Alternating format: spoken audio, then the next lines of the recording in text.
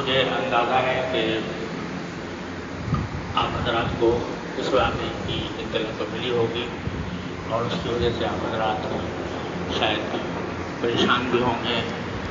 اور مضطرب بھی ہوں گے، تو میں آپ کو مناسب سمجھا کہ آپ کو خلاصہ دوں۔ میں جمعہ کے دن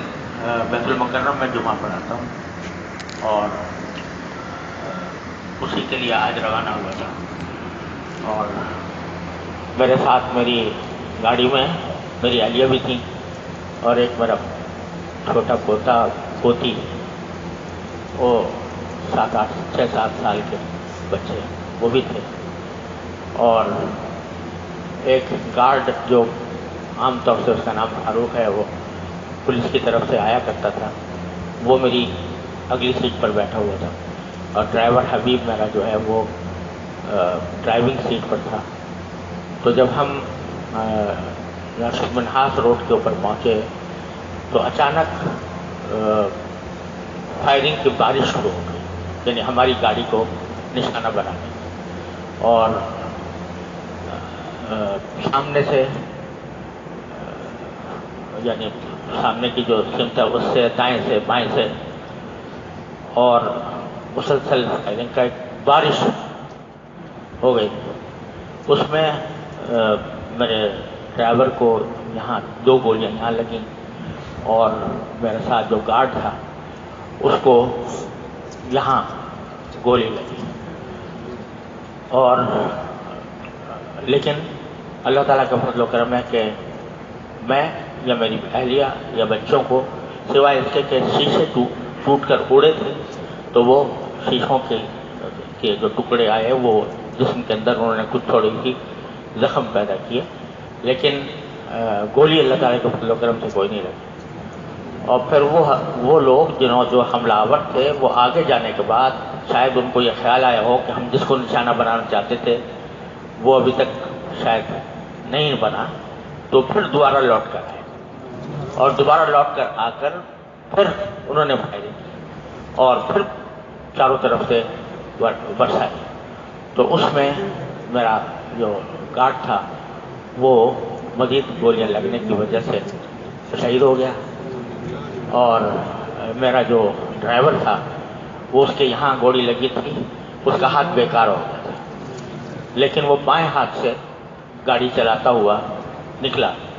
اور اس نے اس طریقے سے بڑی مہارت کے ساتھ اور بڑی جانثاری کے ساتھ اس نے گاڑی چلائی، اور میں نے اس سے کہا بھی کہ تمہارا ہاتھ زخمی ہو گیا ہے، تم اتر جاؤ،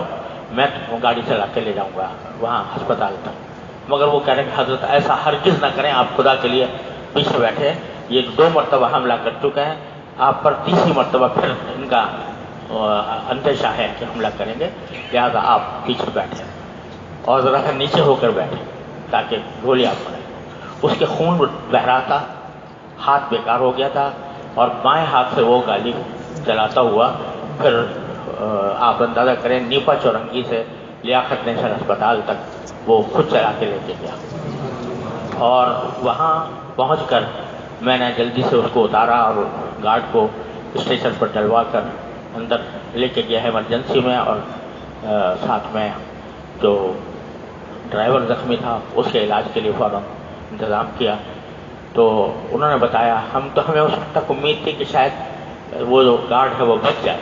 لیکن ڈاکٹروں نے دیکھنے کے بعد بتایا کہ نہیں، اب اس کے بچنے کا کوئی سوال نہیں ہے، اور وہ ختم ہو چکا ہے، یعنی یہاں آنے سے پہلے ہی ختم ہو چکا ہے، اور اس کے بارے میں انہوں نے کہا کہ یہ انشاءاللہ قابل علاج ہے، اور اس کا علاج ہوگا تو انشاءاللہ اس کی جان کو کوئی خطرہ نہیں ہے، لیکن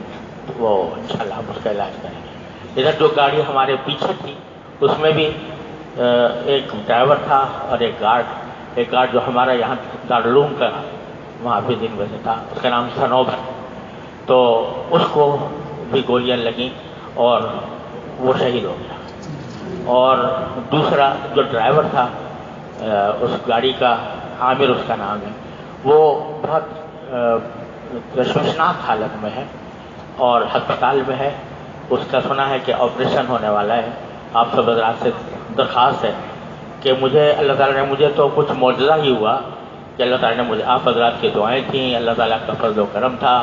یعنی میں اس کو کوئی مادی اعتبار سے اسباب کے دائرے میں اس کو کچھ تعبیر نہیں کر سکتا کہ کس طرح اللہ تعالیٰ نے مجھے محفوظ رکھا. مجھے میرے جسم پر خراش بھی نہیں آئی الحمدللہ, اور الحمدللہ میں بالکل بخیریت ہوں, اور الحمدللہ مجھے کوئی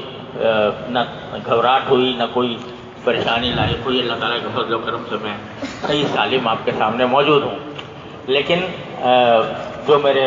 2 ساتھی شہید ہوئے ہیں, میرا دل ان کی وجہ سے زخمی ہے, ان کے خاندانوں کے لحاظ سے, اور جو زخمی ہیں جو ان میں سے ایک کی حالت زیادہ نازک ہے. آپ سب حضرات سے درخواست ہے کہ ان کے لیے دل سے دعا کریں کہ اللہ تعالیٰ ان کو صحت و عافیت کاملہ عاجلہ مستمرہ عطا فرمائے. السلام علیکم.